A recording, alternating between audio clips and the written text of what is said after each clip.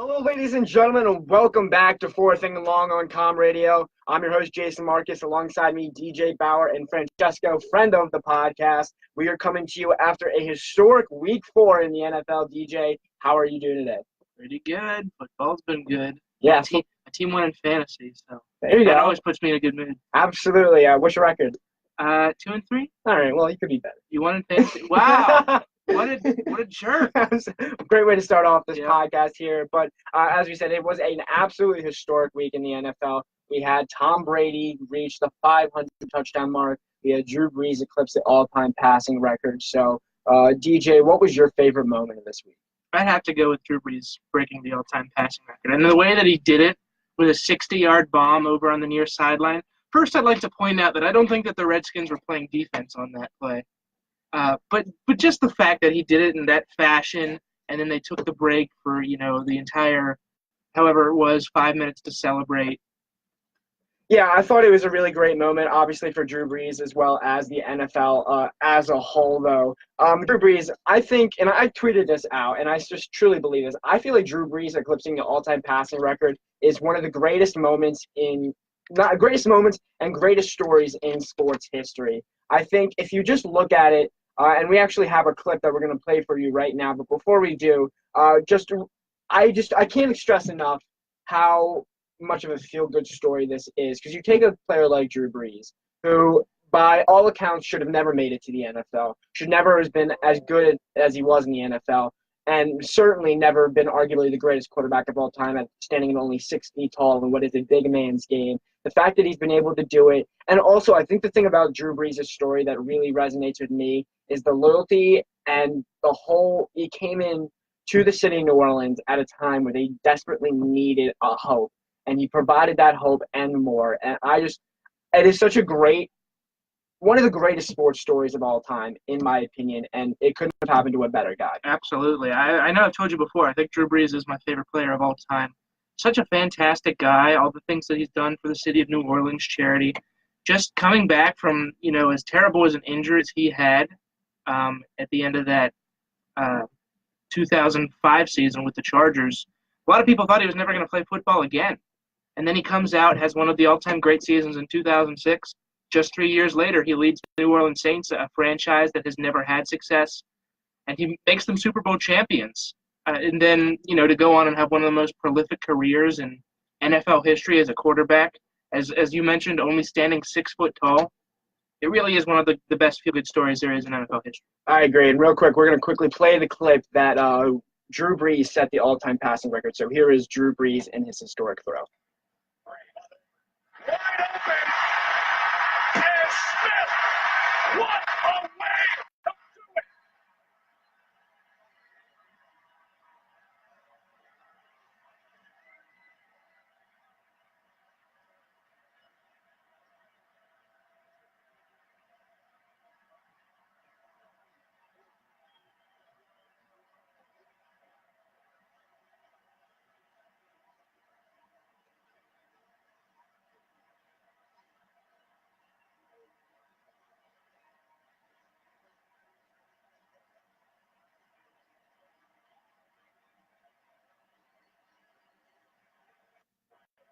That moment.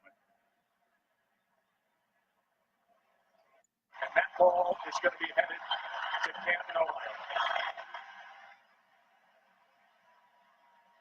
So, all around, a really great moment for the NFL there. A great moment for Drew Brees. Of course, Tom Brady also broke the, like we mentioned, got to 500 touchdowns in a Thursday night football win against the Indianapolis Colts. So, two of the greatest quarterbacks of all time having historical weeks here in Week 5 of the NFL. Some of the other big stories that we got to get to as well here is the trade rumors that have been floating around throughout the NFL this week. Most notably, there has been speculation that Bills running back LaShawn McCoy will be traded back to his team that drafted him, the defending Super Bowl champion Philadelphia Eagles. Not confirmed, just heavy speculation. Eagles desperately need a running back at this point with Jay Ajayi going on IR and Corey Clement and Wendell Smallwood and Darren Sproles all not at 100% here. DJ, do you like this idea of the Eagles going to get a running back? And more specifically, do you think LaShawn McCoy would be a good fit? I feel like that Eagles fans would definitely like to see him back in the green and silver.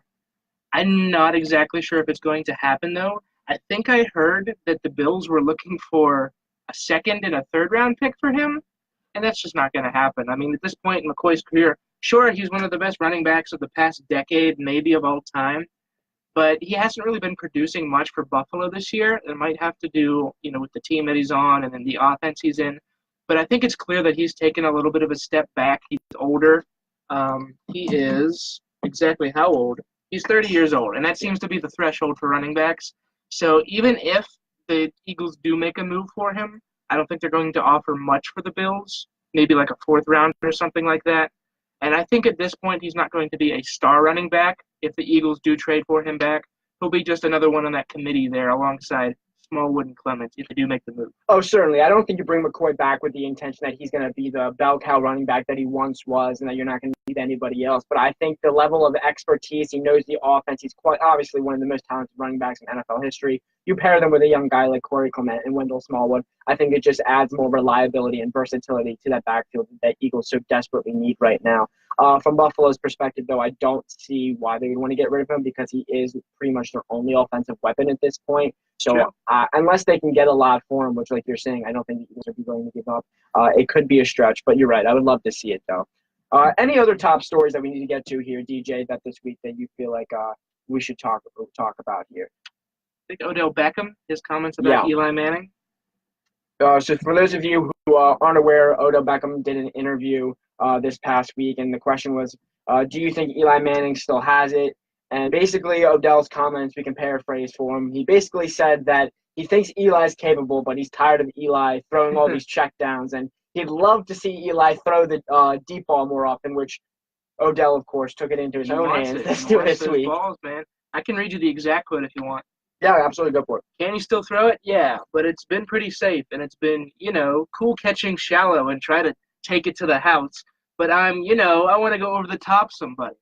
And, of course, he did. He threw Odell Beckham threw a 50-yard bomb to Saquon Barkley. Quarterback controversy in New York. Who's going to be starting at QB, Odell or Eli? Geez, I think the Giants have got a lot more problems than just a quarterback controversy right now. But do you think that's fair, DJ? Is that fair? Francesco wants to say something. Yeah, Francesco. Do you think that's a fair Is that fair? Well, yeah. Well, I just wanted to point out that clearly Odell is the best player on that team. Right. And while he's getting a lot of heat for it, nothing he said was necessarily wrong. Eli Manning hasn't been throwing the ball as far as he could be. They just have so much talent on that team, and they're just kind of wasting their potential. And I think there's a way that all these young players on the Giants and these older veterans are able to coexist. But if it's a matter of it being someone's team, I think it's gotten to the point where it deserves to be Odell Beckham's team. And I think that he should be allowed to give off his criticism and say these certain things that will help his team get better. I agree, and I think that's a really good point because, again, I know I mentioned him on the podcast last week, but I'm a big fan of Colin Cowherd, and he said on his podcast recently that there are a handful of guys in the NFL that can be outspoken and know that they're going to be able to keep their jobs. And Odell is absolutely one of them. He can say whatever he wants. The Giants are not going to cut him because he's by far the face of their franchise. So I agree with you. There's certainly a degree of responsibility on his end to say what everybody's thinking. I think what people are kind of take issue with, though, is that you're essentially throwing your quarterback. And listen, Eli Manning's no rookie quarterback. Eli Manning is arguably a Hall of Fame quarterback.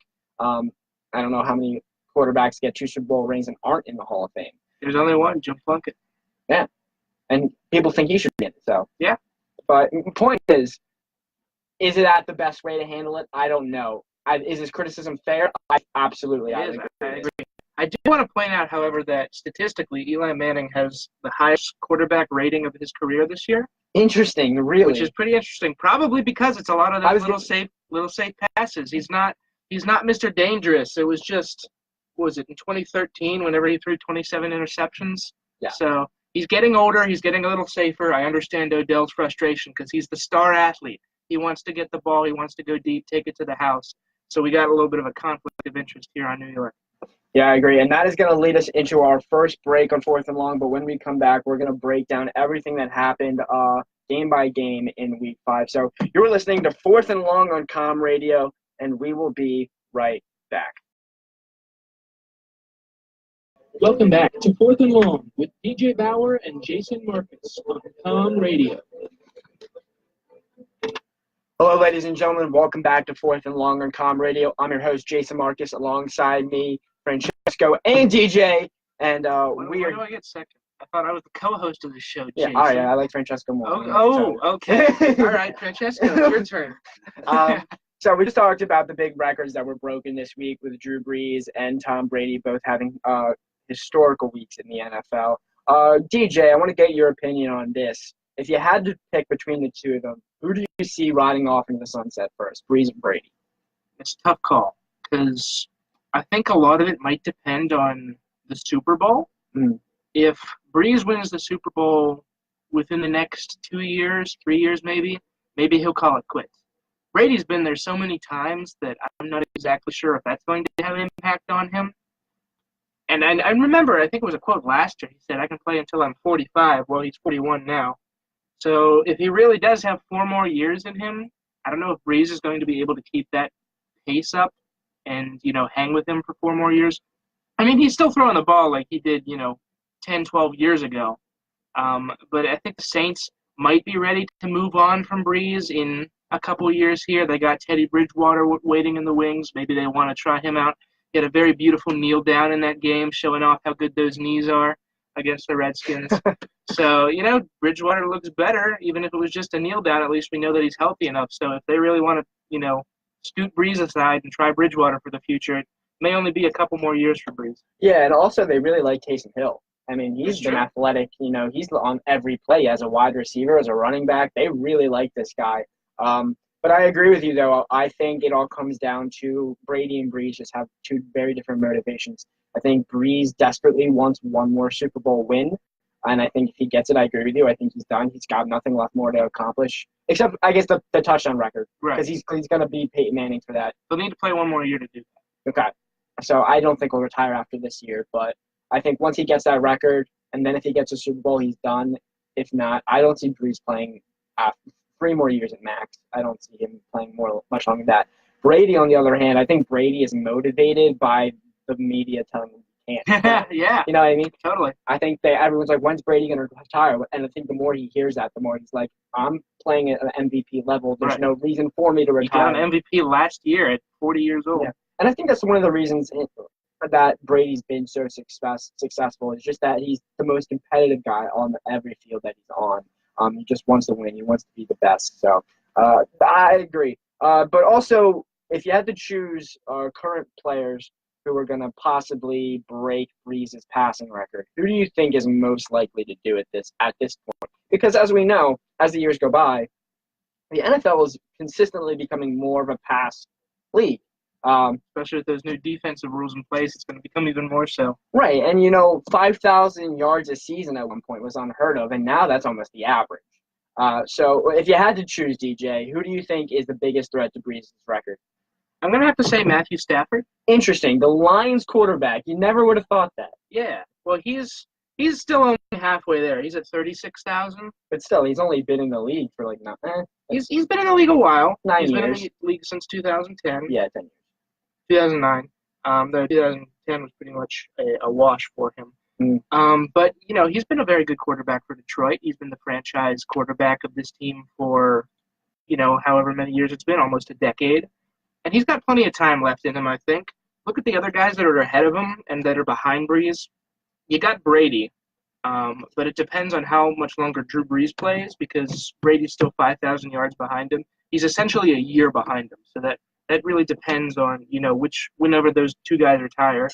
I don't think Eli Manning, Ben Roethlisberger, or Phillip Rivers are going to catch Brees. Both of those guys are hanging around the 50,000 mark, and it's going to take a lot of yardage to get past Brees at this point. Right. I don't think any of them have that many years in them yet. Aaron Rodgers is at 40,000. Similar to those guys, he's only a year younger than him. I don't see him catching Brees at all. Matt Ryan is at 43,000.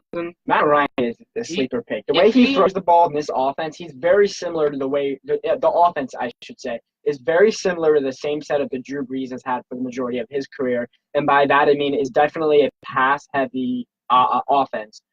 Sure, he's got Devonta Freeman, same way Drew Brees has had, Deuce McAllister and Reggie Bush and Pierre Thomas and serviceable running backs, but he's never been questioned that He's the man. Brees and Ryan are It's the a guys. pass first offense for those guys. That's true. The thing is with Ryan is that he's a little bit older than Stafford. Yeah, I'm not by a year. Yeah, by a year, which is still a little bit. So it could be a race between those two guys, especially if Matt Ryan has more MVP seasons like he did in 2016. Mhm. So he's definitely a contender for this as well, but he'll need to play a long time. Stafford is on pace to maybe not break the record, but at least come close to it if he continues to play at the level he's been playing at. And I think he needs a little bit of help. And he's got some guys there like Marvin Jones and Golden Tate and Kenny Golladay. So he's got the talent on the team to do it. He just, needs to stay there for a while so he can get into that groove. I agree. All right, we're going to go into our second break, and when we come back, we are going to recap Week 5. You're listening to Fourth and Long on Com Radio, and we will be right back.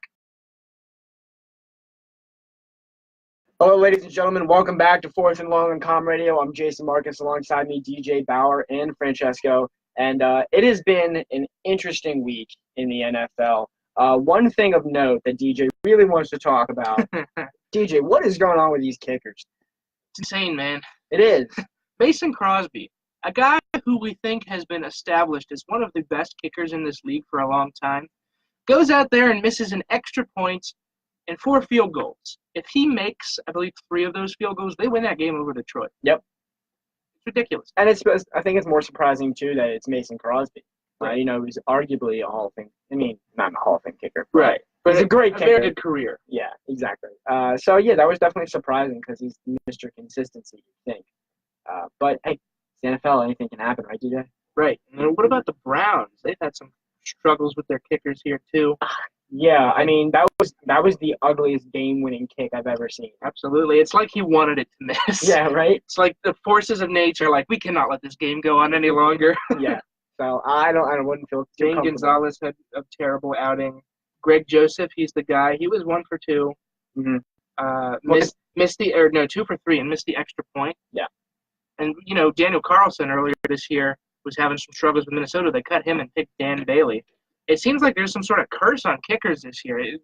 I know that there have been a lot of misses in the past. Remember last year with Nick Folk in Tampa Bay, where he missed 3 pretty easy kicks. So it happens. It just seems like it's been happening more this year than it has in the past. I agree. All right, let's move on to Week 5 here. Let's quickly recap this. So first game we had was the Thursday night football game, Indianapolis Colts at the New England Patriots. On the podcast last week, I said that I thought Andrew Luck was going to come into Foxborough and have himself a statement game, get a big win on Thursday night. DJ, that did not happen. I mean, he had a good game, 365 yards, 3 touchdowns, 38 for 59. The Patriots, man, they're just overwhelmed. Yeah, not enough to get the win in Foxborough. Patriots get the win here, 38-24 here. DJ, is it time to press the panic button on the Colts yet?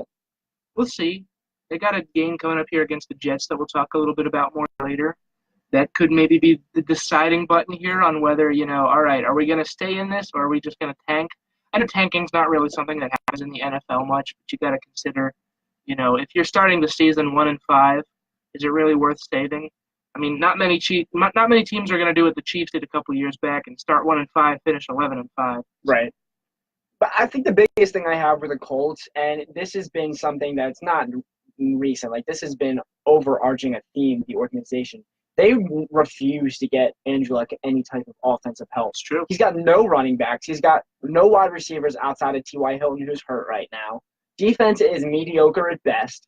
Like, I don't understand how you can put that kind of roster on the football field and expect to win championships or let alone get to the playoffs. To me, it's just it's irresponsible on the part of the GM to put that offense out there. Andrew Luck is a once-in-a-generation talent at quarterback, and you're wasting the prime of his career with running backs like Niles, that's their starting running back right now. Well, Marlon Mack is coming back this week. Is Marlon Mack? It'll alleviate a little bit of the pressure, but Marlon Mack is not, the star running back of this team or anything. I think if any team right now is looking to trade for Le'Veon Bell, the Colts would be ridiculous if they're not the first person on that league. If you put Le'Veon Bell in the backfield behind Andrew Luck, all of a sudden they're not only division contenders, but they're probably Super Bowl contenders coming out of the AFC. And I don't know why, if they haven't made a call to Pittsburgh, they need to right now. I think it was 2014 was the year that Andrew Luck absolutely went off. That's probably the best example I've ever seen of a player solely leading his team into the playoffs, just 100% on his shoulders. The LeBron James of football. There you go. Stranger luck. All right.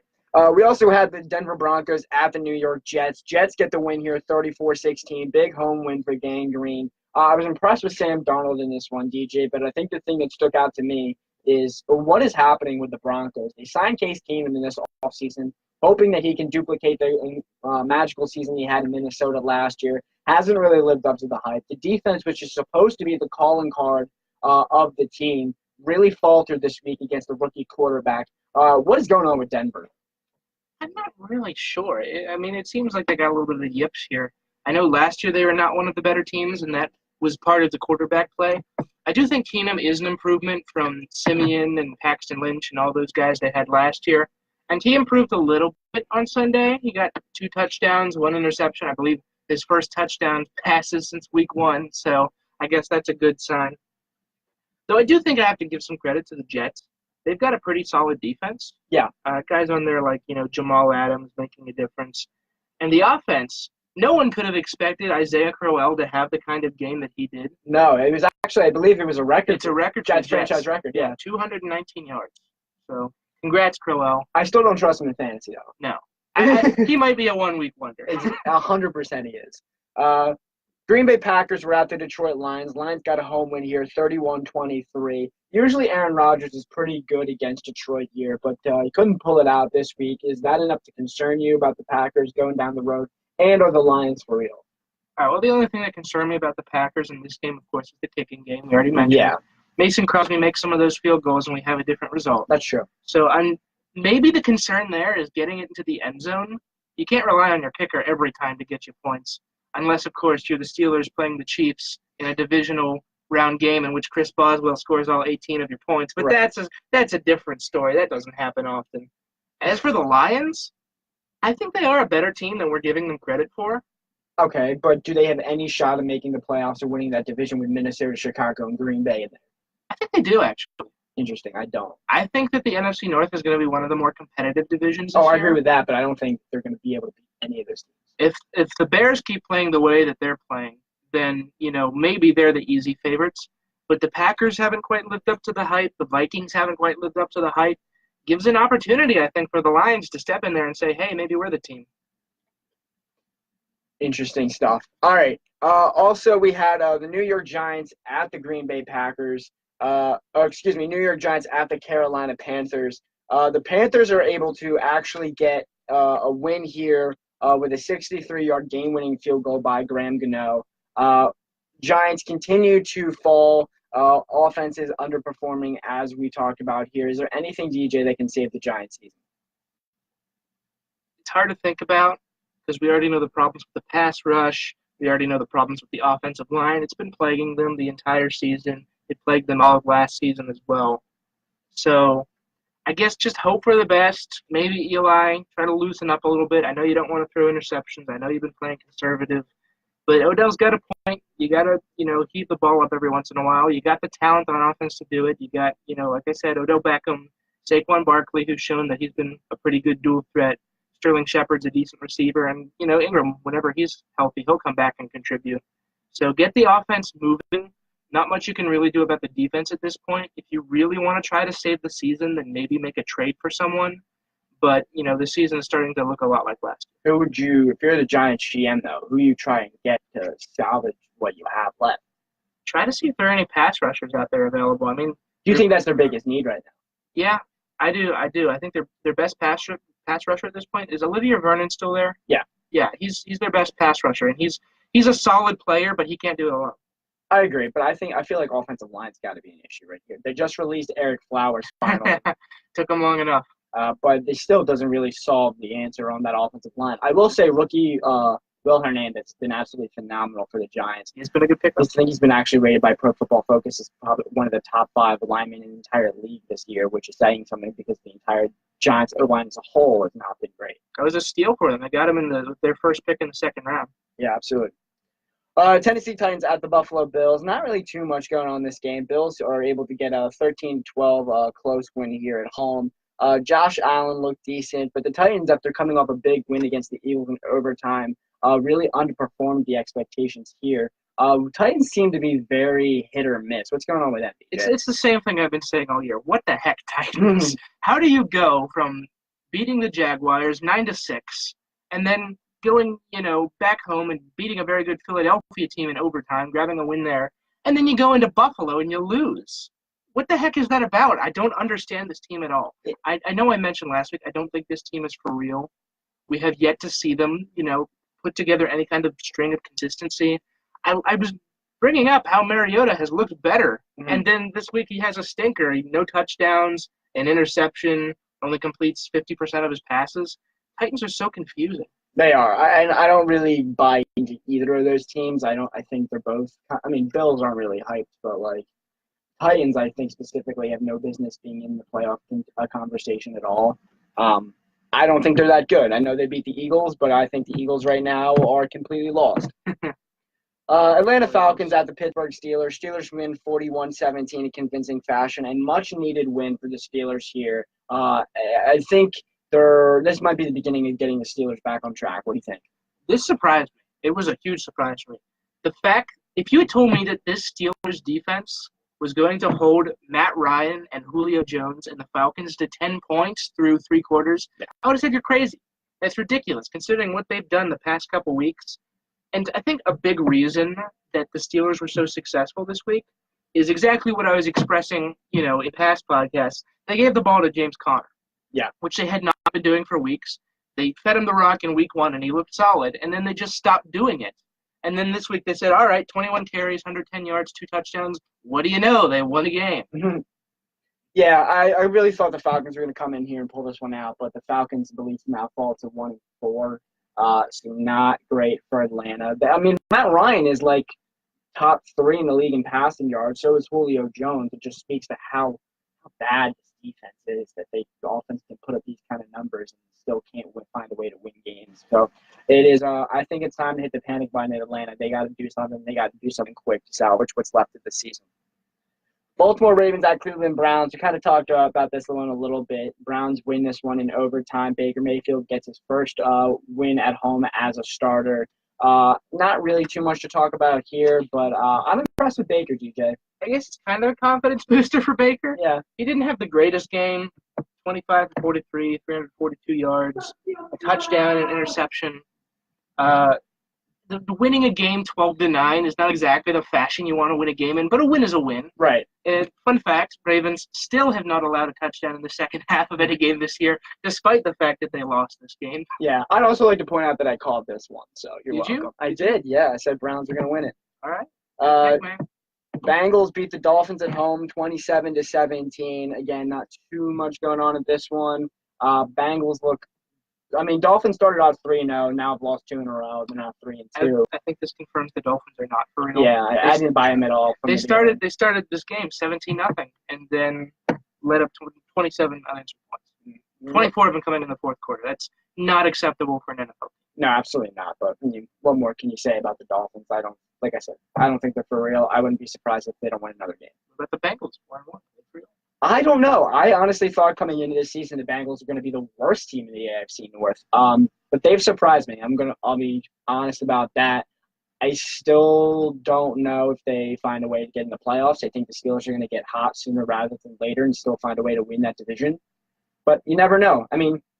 One thing I do know, though, is that the Bengals do find a way to get in the playoffs. And then they lose. They're not going to win anything. So, sorry, Bengals fans. This was supposed to be the game of the week here. It was Jacksonville at Kansas City. Game. Yeah, not much of a game. Kansas City wins here 30-14 in convincing fashion. Again, more at the Pat Mahomes show. We really did a lot of praising of Pat Mahomes last week. So really not too much more to say this week. But overall, Jaguars defense disappointing to say the least. It was Mahomes' worst game.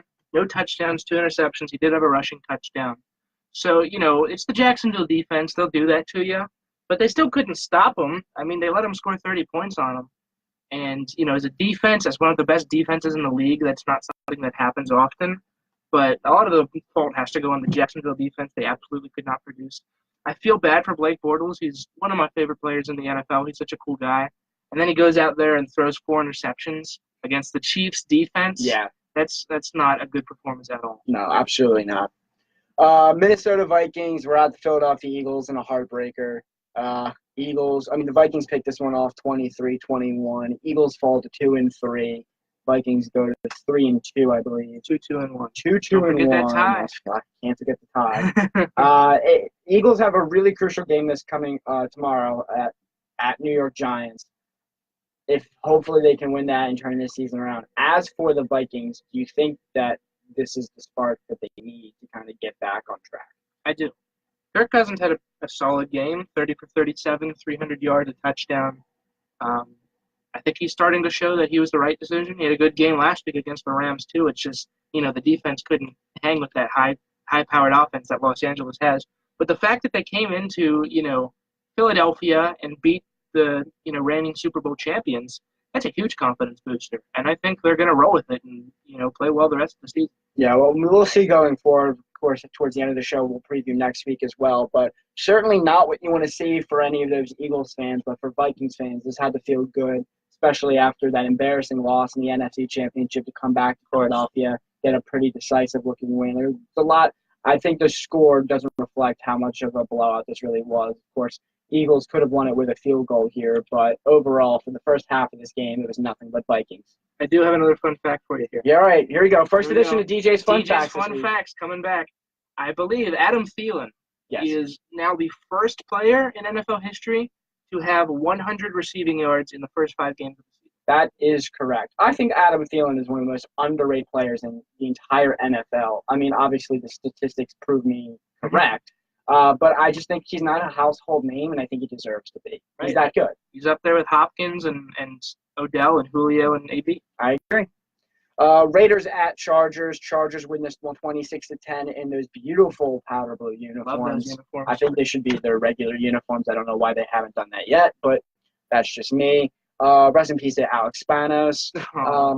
And yeah, I gotta say, Chargers win this one 26-10. Chargers are looking good, and John Gruden falls to 1-4 in his first year back as head coach. Not a good start. No, not worthy of a 10-year contract. If you ask me. That's for sure. Once again, I think a lot of this has to do with the defense not being as sharp as it is. If only the Raiders had a pass rush. I know, right? Crazy. What would happen? Well, Bruce Irvin's been solid, but he's no Khalil Mack. No.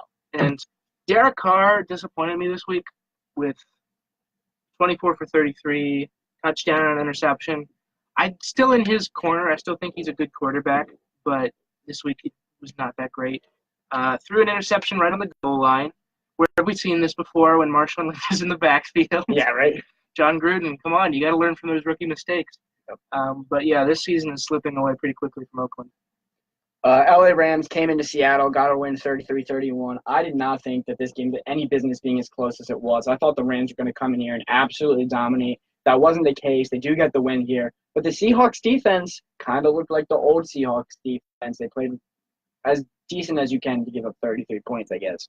But what were your takeaways from this game? Like I said, Russell Wilson, he's got the potential to change the game himself. 3 touchdowns, pretty impressive. Only sacked twice. Saying only sacked twice is a good step in the right direction for this Seattle team. That offensive line has looked pretty improved from last year. I think part of it might be that Tom Cable's gone. I know that a lot of Seahawks fans did not like him being the offensive line coach there. And they're starting to establish a run game. Chris Carson, 116 yards off of 19 carries. A run game in Seattle, can you believe that? A run game not from Russell Wilson? Interesting. Anything other than that's not from Russell Wilson is abnormal in Seattle as of recently. So Seattle, competitive with arguably the best team in football, so you love to see that. But Rams deserve to get the win here, and they do. Arizona Cardinals are at the San Francisco 49ers. Cardinals get a road win here, 28-18. I don't know if this is enough to convince me that the Cardinals are going to go anywhere here. I'm not that impressed, and you beat C.J. Beathard. Sorry, C.J., but you're just I don't know. I think Rosen looked good. I think his connection with Christian Kirk is only going to continue to grow over the next couple weeks. So there's some fantasy advice for you. If you're looking to pick someone up, I promise you Christian Kirk is going to produce for you in the coming weeks. But overall, not much to talk about in this game, I don't feel like. This is about as rock bottom as it gets for the 49ers. Yeah. Jimmy G was going to be the man. I know he didn't look super impressive at the start of the season, but he still looked like he was going to be a decent quarterback. And then to have him out for the rest of the year, you got C.J. Beathard in there. You got Matt Breida was your best running back after McKinnon got hurt. Now he's dealing with an ankle injury. And Kittle's questionable, too, for their next game on Monday night. So, this is a team that I think a lot of people thought was going to be good coming into this year. And they just start 1-4 and maybe 1-5 next week. It's a massive disappointment. Absolutely. Sunday Night Football, Dallas Cowboys at Houston Texans. Texans get a win here, 19-16 in overtime. I thought Deshaun Watson looked really good here. I thought, obviously, that play by DeAndre Hopkins was top 10 worthy. That play there got me a massive amount of fantasy points. So gotta love you, DeAndre. Right? Overall, though, I didn't really have too much to say about this game, did you? It was a decent game. It was finally nice to see the Cowboys in a primetime game that was actually kind of good. Is it good to see the Cowboys in primetime, though? Yeah, the thing is that they put them in primetime too much, but that's because they get the headline with the Cowboys. At least it was a decent game to go along with the headline this time. I think the Dallas Cowboys are the most overrated team in the NFL. I'm not just saying that as an Eagles fan. I think they have absolutely no offensive weapons outside of Dak Prescott and Ezekiel Elliott, I guess. And even Prescott hasn't looked all that impressive. Yeah, defensively, their secondary is pretty bad. They have a decent pass rush with DeMarcus Lawrence, but they're the third worst passing defense in the league. Yeah, so I'm not buying the Dallas Cowboys. Stop putting them on prime time. That's my hot take. Lastly, the historic game, Washington Redskins at New Orleans Saints. New Orleans blows out the Redskins at home 43-19. Brees eclipses the all-time passing record. Great game, great moment, great story. DJ, you got any final thoughts on this one? Yeah, Brees, 26 for 29, I also want to mention. Yeah. 363 yards, 3 Came in with a purpose. No interceptions. His completion percentage in this game was better than what he's doing on the season. He was coming into this game, I think, 75%, and then he passes 87%, and that number only goes up. He's really having a fantastic season here. To do it in front of this home crowd, everyone knew that he was going to break the record, to be able to celebrate that moment with his family and with the city of New Orleans and in front of this Redskins defense that did not play very well at all. Congratulations to Drew. Congratulations to the Saints. They look good. They're 4-1. All right, that's going to bring us into our next break here. When we come back, we are going to give our official predictions for next week in the NFL. You're listening to Fourth and Long on Com Radio, and we will be right back. We are back here on Com Radio for Fourth and Long. I'm Jason Marcus, alongside me, DJ Power and Francesco here. We are going to preview now the games coming up this week, Week 6 of the NFL. A lot of good games on tap. And starting off, it gets no bigger here than Thursday Night Football. The Philadelphia Eagles at the New York Giants, a must-win for both teams here. DJ, I don't know if either of these offenses are going to be able to get things going here, but if you had to choose, who do you think is going to come out with a win here? I know it's a home game for New York, so they're pretty pumped for it. It's against a division rival, but I trust Philadelphia more. Even without a run game, I think Carson Wentz is a solid quarterback. He's got plenty of weapons he can throw the ball to. I like the Philadelphia Eagles to go into New York and come away with the win. I agree. I think the Eagles are going to win here simply because of their pass rush and their defense. I think the all line of the Giants is miserable, and I think the Eagles are going to win this one in a defensive battle. Tampa Bay Buccaneers at Atlanta Falcons. Who do you got? Gotta go with the Falcons. I know that they're 1-4 and their defense is bad, but Tampa Bay's defense is pretty bad too. And Atlanta's offense is much better than Tampa Bay. So I think this is going to be a nice get back on track win here for Atlanta. I like them to win. I agree. I think Atlanta's offense is going to rip through the Bucs defense and win, hopefully get their second win of the season. LA Chargers at the Cleveland Browns. I'm going to pick the Chargers on this one. I think they're the better offense and the better defense, but do you agree? Massive implications on this one. The Cleveland Browns hold the NFL title belt. If you don't know about that, look it up on the Google. It is pretty cool. And if the Chargers win, they take the title belt. So why not? Let's go Chargers. All right. Indianapolis Colts at the New York Jets. I'm taking Andrew Luck here to get a big win on the road. But the Jets defense is nothing to play with. But what do you think? I'm actually going to pick the Jets. Okay. Just because Indy's defense is not very good. I think that it's very possible that, Sam Darnold and Isaiah Crowell have a good game like they did last week. It's going to be hard to replicate the perfection that they had. But Indy's defense is not very good, so maybe they can do it again. Seattle Seahawks at the Oakland Raiders. I don't think this is going to be particularly a great game, but what do you think? This is the first London game of the year. Interesting. So okay. Looking forward to that. And it's still going to be at 1, so you don't need to get up early and watch it. I'm going to pick Seattle. I like Russell Wilson. He's one of my favorite players. I think this team has looked improved on offense and maybe a little bit on defense too. So we'll say that they go into London and they get the win over Oakland. I agree. I think the Seahawks are going to get a win here. I think Russell Wilson is the best player on that field. I think he's going to put the team on his back, DJ, as they once said. I think the Seahawks are going to get a win here, but I'm not expecting a particularly great game. Carolina Panthers at the Washington Redskins. These teams seem pretty even in my eyes. I think this could be one of the better games of this week. I think this one's a tough one to call, but I'm actually going to go with the home team on this one. I'm going to say that the Redskins find a way to pull it out here. I'm tempted to say Cam Newton has a great game, but I'm just going to go home field advantage and say the Redskins pull it out. You know what? I agree with you. I got the Skins winning it as well. All right. Buffalo Bills at the Houston Texans. Who you got, DJ? It's interesting to think that these two teams have the same record. Right. Because on paper, one team looks so much better than the other. And I think we're going to see that result on Sunday. Going Houston. I agree. I'm going Houston here. I think Deshaun Watson's going to have a really good game. I don't think the Bills' defense is all that great.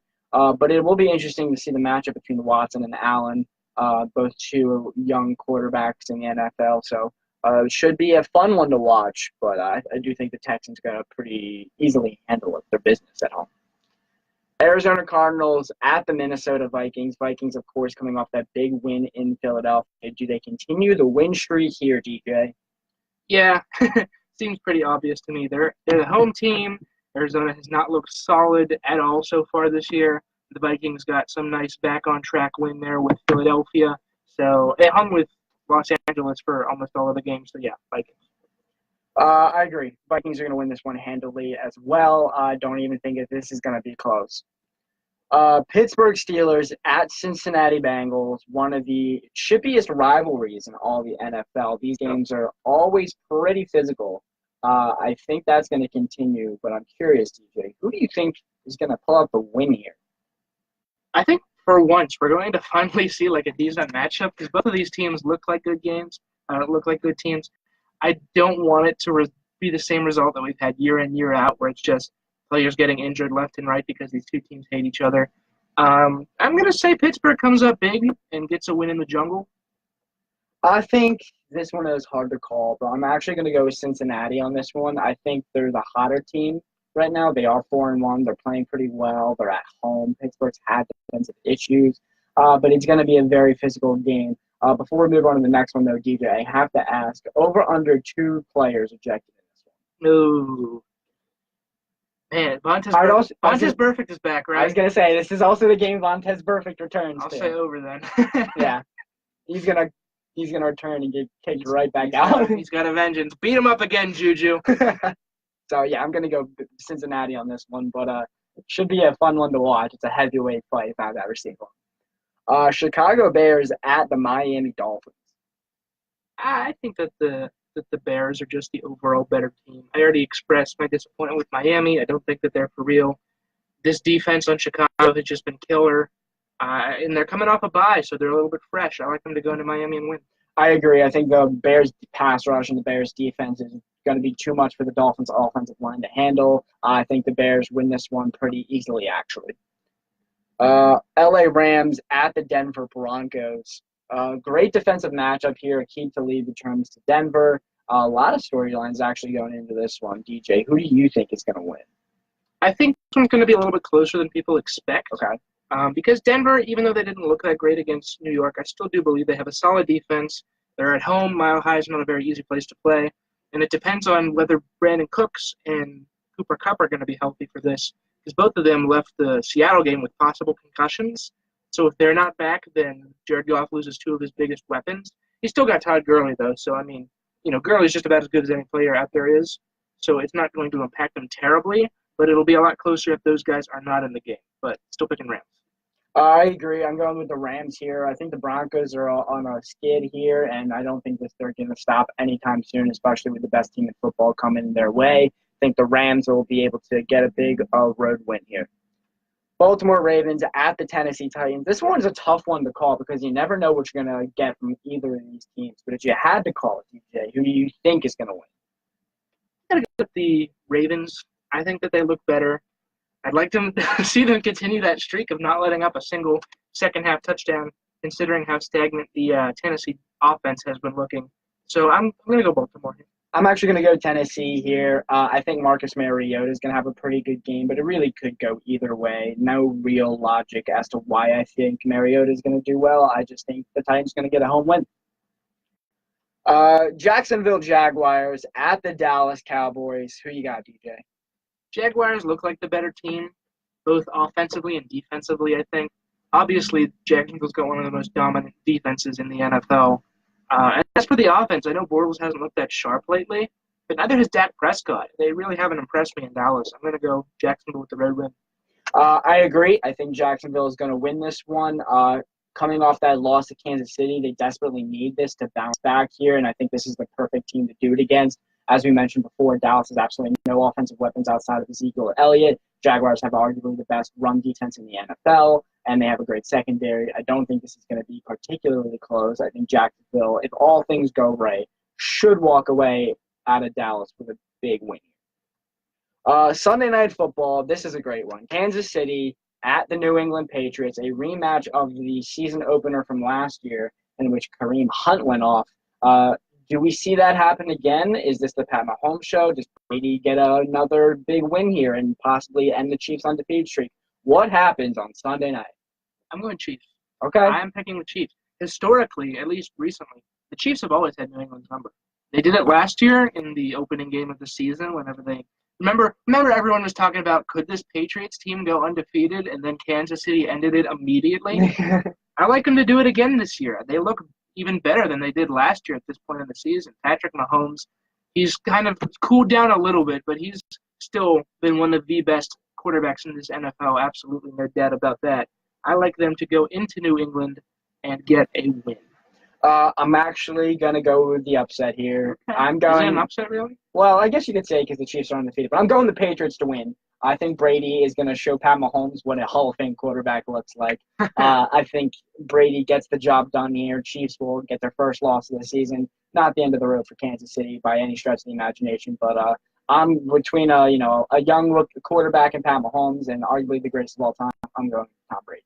Hey, you never know. Mahomes could end up being one of those Hall of Fame quarterbacks. You never know. And the Patriots are favored by 3.5. Okay, so not an upset. Maybe not an upset, but it's still a decent one. And then lastly, we have Monday Night Football, 49ers at the Packers. Well, why is this Monday Night Football? Because they thought Jimmy Garoppolo was going to be in this game, and he's not. And so it's an easy win for the Packers. Yeah. I mean, there's not much more to say that, right? Aaron Rodgers at home on prime time versus that defense and C.J. Beathard. There's not even is there give me a reason why the Niners can win this game? I don't think there is one. Yeah, I don't either. All right, last thing we got to do before we quickly sign off here, we have bold prediction times. Of course, this is 4th and long because on 4th and long, me and DJ just go for it. So, DJ, give me your bold prediction for Week 6. All right. Tell me if this is bold or not. I think it's pretty bold. For the first time since, looks like Week 11 of last year, and only the second time since, this is going all the way back, since Week 13 of 2015, Russell Wilson is not going to get sacked. Interesting. This offensive line has looked better. The Seahawks offensive line has looked better, and we talked about how there have been a little bit of problems in the pass rush with Oakland. I like for the first time in the only third occurrence in about 3 years that Russell Wilson's not get sacked. All right, mine's going to come from this Vikings-Cardinals game. We just mentioned that Adam Thielen has become the first receiver in NFL history to have 5 consecutive 100-yard games. I am actually going to go with another record that Adam Thielen is going to break. I think he's going to set the single-game receiving record for yards in a game against Arizona this week. Oh, my goodness. Pencil it in. Adam Thielen, most receiving yards in a game. That is incredibly bold. He would need 336 is the record. He needs 337. Cousins better ball out. Possible, right? You never know. Stranger things have happened. But it's true. That's going to do it for this episode of 4th and Long this week. Thank you guys so much for listening. We will be back next Wednesday at 6 p.m. Marking Out will be next on Com Radio. Take care, everybody, and bye.